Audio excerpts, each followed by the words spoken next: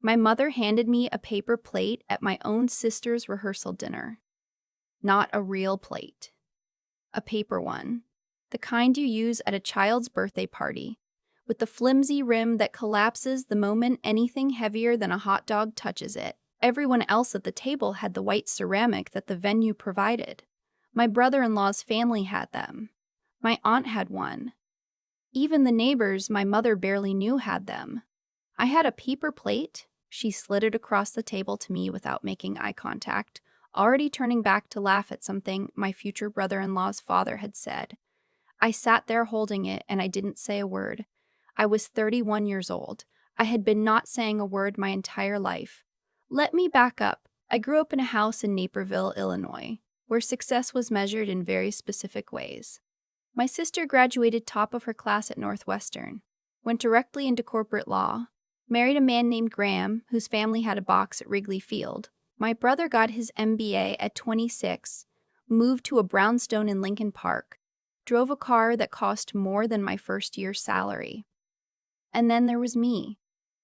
I joined the Army at 22, not because I had no other options, though my mother made sure to imply that regularly. I joined because I wanted to, because something in me needed a direction that had weight to it, that required more than networking events and office politics. I wanted to do something that mattered in a way I could feel in my bones. My family never said they were ashamed of me. They didn't have to. It was in the way my mother changed the subject at dinner parties when someone asked what all her children did. It was in the way my father would say carefully, "She's in the service," and then pivot immediately to my sister's latest case win or my brother's new investment portfolio. It was in the paper plate. I was a captain in the Army when my sister got engaged to Graham. By the time her wedding weekend arrived 2 years later, I had been promoted to major. I had completed 2 overseas deployments. I had a commendation sitting in a shadow box in my apartment in Virginia that I looked at sometimes when I needed to remember who I was. None of that existed in my family's world. I flew into O'Hare on a Friday evening, commercial, in jeans and a flannel, carrying a garment bag with my bridesmaid dress. No uniform. I never wore my uniform home. I had learned early that it didn't land the way you might expect. It made my mother uncomfortable, like I was making a statement, like I was demanding credit she wasn't prepared to give. So I kept it packed away and I showed up as just her daughter, the one nobody quite knew what to do with. The rehearsal dinner was at a restaurant in the West Loop that my future brother-in-law's parents had rented out entirely for the evening. It was beautiful, honestly. Exposed brick, Edison bulbs, long wooden tables set with real linen and real silverware, and real ceramic plates. I arrived early because I am constitutionally incapable of being late. That's what 8 years of the Army does to a person. My mother was already there, directing a florist who looked exhausted. She turned when I walked in, gave me a once-over that took in my hair, my flats, my earrings, and seemed to find all of them slightly insufficient, and then kissed me on the cheek. "You look tired," she said. "Hello to you too," I said. She had already moved on. I found my seat at the far end of the family table, between a cousin I hadn't spoken to in 4 years and an empty chair that turned out to belong to a college friend of my sister's, who arrived 40 minutes late and spent the entire dinner talking across me to someone else. I didn't mind. I had sat through longer silences and more uncomfortable chairs.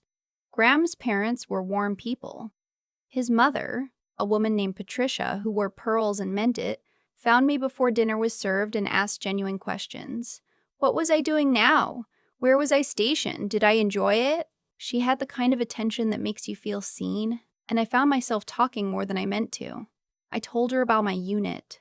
I told her about the work we were doing, the leadership program I was helping to build. Her eyes stayed on mine the entire time. Then my mother appeared at my elbow. "Patricia, I'm so sorry to steal you," she said in that voice she used for people she was trying to impress. "I just want to introduce you to my son. He just closed a deal that was written up in Crane's Chicago business last month." Patricia smiled at me with something apologetic in it and let herself be pulled away. I stood there for a moment. Then I went and sat down. A little while later, a server came around with the appetizers. Everyone got a small ceramic dish. When she reached me, My mother intercepted her, took my dish, set it aside, and placed a paper plate in front of me. "You won't be eating much anyway, right?" she said. "You're always watching what you eat. Army thing." She said it lightly, like it was a favor. I looked at the paper plate. I looked at the ceramic dishes in front of everyone else. I thought about every conversation I had not had, every correction I had not made, every moment I had swallowed, because the alternative was a scene and I did not make scenes. I picked up my fork. I ate off the paper plate. My sister's bachelorette party was the next morning, a brunch situation at a rooftop spot in River North. I showed up with a gift bag and a smile, and I sat at the end of the table there too, which at that point felt less like an accident and more like a seating policy. My sister was happy and distracted and beautiful, and I loved her even when things were like this, which made it more complicated, not less. At one point, she pulled me aside to ask if I could make sure to smile more in the photos because, and I am quoting her directly, "You look intense in pictures, and Graham's mom is going to be looking at these for years." I told her I would smile. I smiled. The wedding was Sunday afternoon at a venue in the suburbs, one of those converted farmhouses with string lights and a barn that probably cost more to rent for a day than my monthly take-home. I was in the bridal party, which meant I spent most of the morning helping my sister into her dress and pinning things and running down hallways looking for the officiant, who had parked in the wrong lot. During the cocktail hour, while everyone else was eating past hors d'oeuvres on real plates, I got pulled into a conversation with two of my mother's friends who spent 15 minutes explaining to me that it wasn't too late to go back to school. One of them had a nephew who had been in the military and now sold real estate in Scottsdale and was very happy. They seemed to think this was encouraging. "You're still young," one of them said. "You have time to pivot." I smiled the way my sister had asked me to. At the reception, I was seated at table 9, which was technically family, but was also where they put the college friends who nobody knew how to place. My parents were at table 1, at the center of everything, and I watched my mother work the room with a fluency she never quite applied to me, touching people's arms, laughing at the right moments, steering conversations with the precision of someone who had been practicing for decades. My father found me around the time the entrees were being cleared. He sat down in an empty chair next to me, and for a moment, I thought we were going to have a real conversation. He's not a cruel man. He just follows her lead, has always followed her lead, and somewhere along the way, stopped noticing what that cost. "You doing okay over here?" he asked. "I'm fine, Dad." "Your mother worries about you," he said. I turned to look at him. "She worries you've isolated yourself," he continued. "Out there in Virginia, no real community. The Army's fine, but it's not a career forever, and you're not getting younger." "I'm 31. "Right." He nodded like I had confirmed something. "That's what I mean."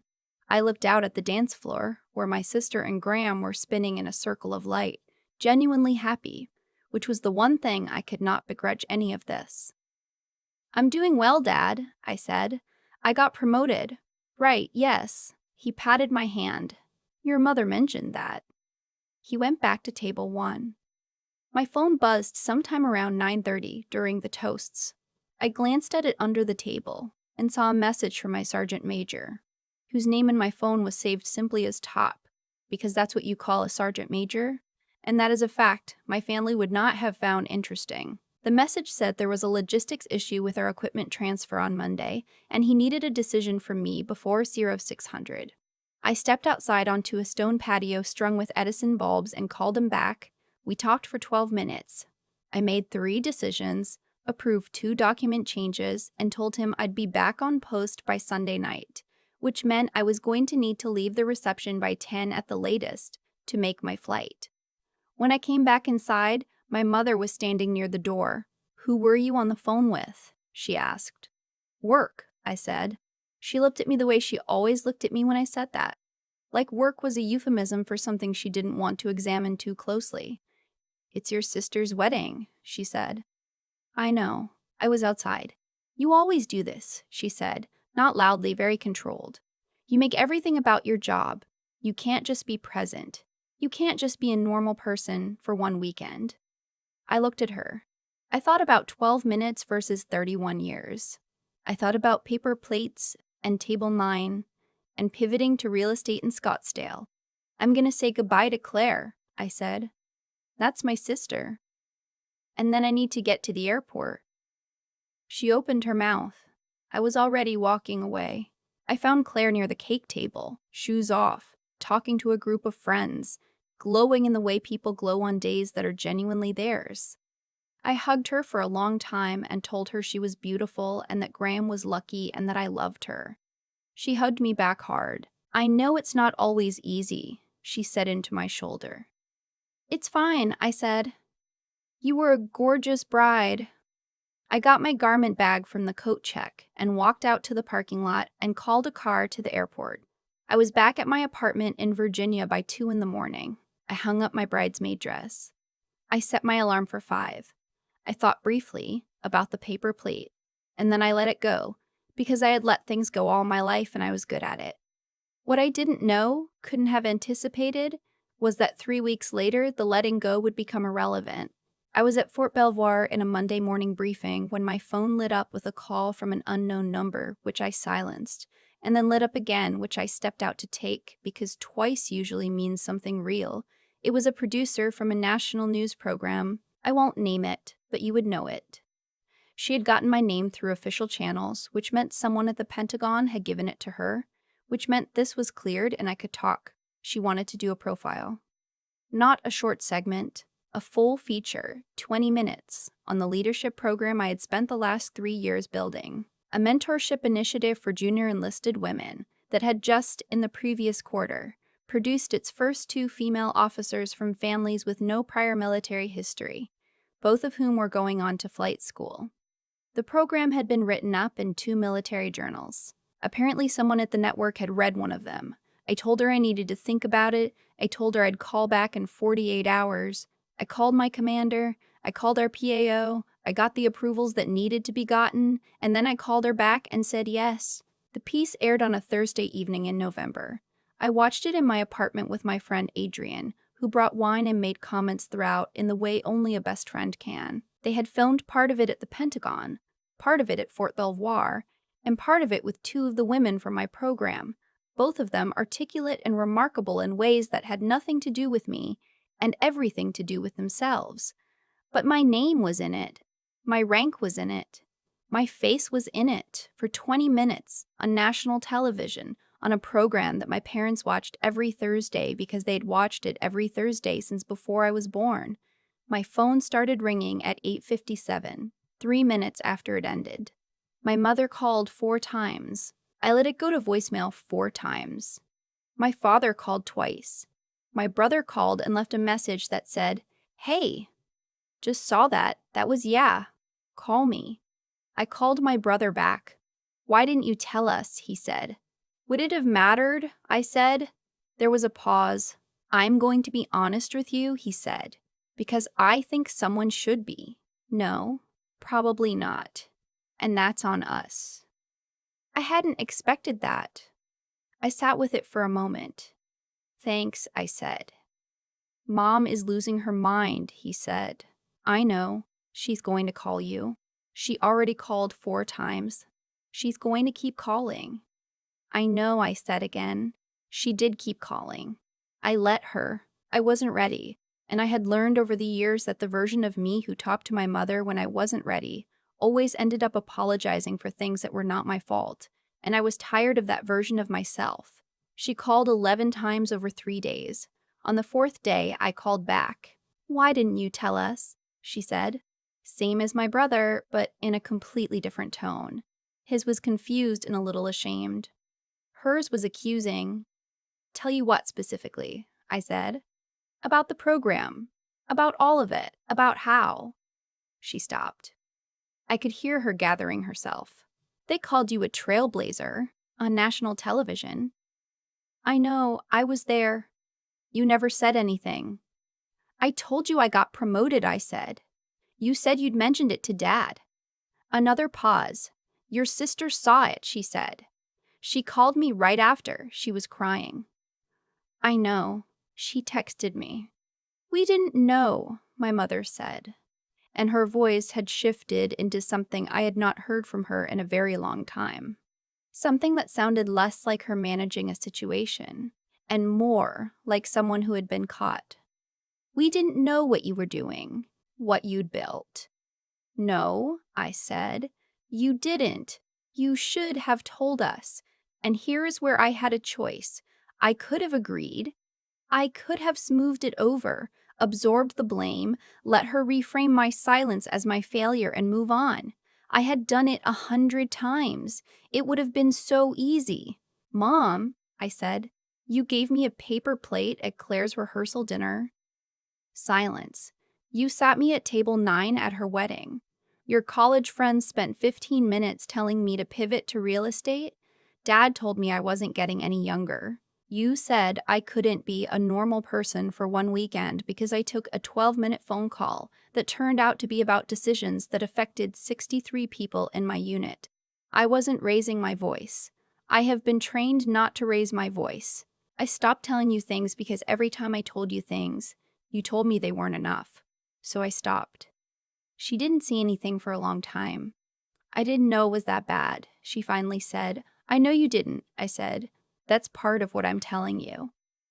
The conversation after that was not a movie moment. She didn't cry and tell me she was sorry and we didn't hug through the phone. She went quiet in a way that felt real rather than performative. And she said she needed to think, and I told her that was fine. Take all the time she needed. I meant it.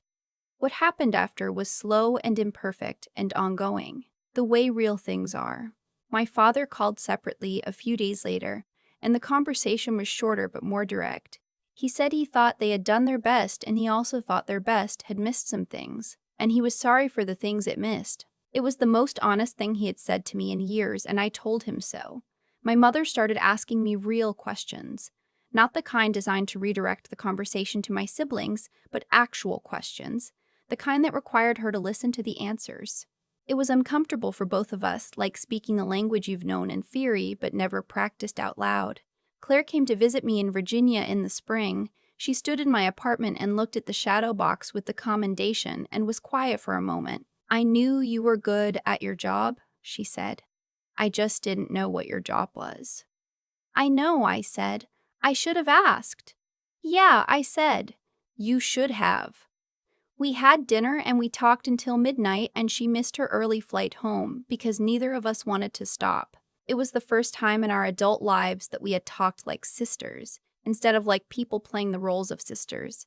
And I drove her to the airport at 7 in the morning, and she hugged me in the departures lane and said she'd come back in the fall. She did come back. She's planning to come back again. I still think about the paper plate sometimes. Not with the bitterness I used to feel, but with a kind of clarity. It was such a small thing, and such a perfect symbol of something much larger. The assumption that I needed less, deserved less, that the real plates were for the people whose lives look like what success was supposed to look like.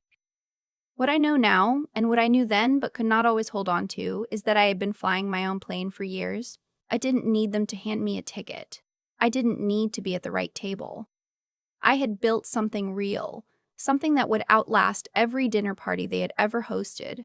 Something that had sent 2 young women to flight school who would carry it forward in ways I would never fully see. That is enough, more than enough. And if nobody passes you the right plate, you learn to bring your own. I still have a photo from Claire's wedding. I'm at table 9 smiling the way she asked me to, holding a glass of champagne I didn't finish. You can't tell anything is wrong in that photo. That's the thing about a life spent holding yourself together. You get very good at looking fine. What I've come to understand is that what happened to me and what eventually changed wasn't luck. It was a long chain of causes and consequences that I had set in motion years before I ever saw myself on a television screen. Every morning I showed up to work when I didn't have to. Every decision I made under pressure that I could have passed to someone else. Every time I chose to build something real instead of performing something impressive, all of it accumulated quietly, invisibly, in the way that honest work does. My mother couldn't see it because she was looking for the wrong signals. She was looking for titles in magazines and seats at the right table. What I had built didn't announce itself that way. Until it did. The paper plate was never really about the plate. I know that now. It was about a story my family had decided to tell about me before I was old enough to write my own.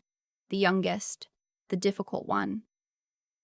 The one who made a strange choice and never quite explained herself. They needed me to stay in that role because my stepping out of it would require them to ask uncomfortable questions about their own assumptions.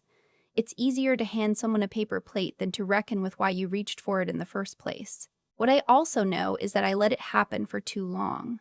Not because I was weak, because I was choosing, every time, to preserve a relationship over correcting a record. That choice had its own logic and its own cost, and eventually the cost became too high to keep paying. The night I called my mother back and said the thing I had never said, about the plate, about table 9, about 12 minutes and 63 people. That wasn't anger. That was clarity. And clarity, I have learned, is something you earn. You earn it by paying attention when it would be easier to look away. By thinking honestly about your own life even when the honest version is uncomfortable.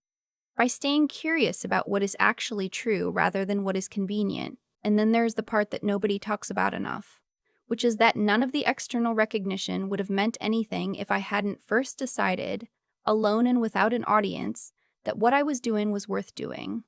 I built that program because I believed it mattered, not because I thought it would air on television, not because I hoped my family would see it. The two young women who went to flight school, they didn't need me to be validated by my family first.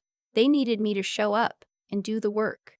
So I did. That's what I would want anyone watching this to take from it. Not that patience is always rewarded, because sometimes it isn't, but that who you are in the absence of recognition is exactly who you are. The integrity you carry when no one is looking, the understanding you build through years of real experience, the refusal to stop when stopping would be easier.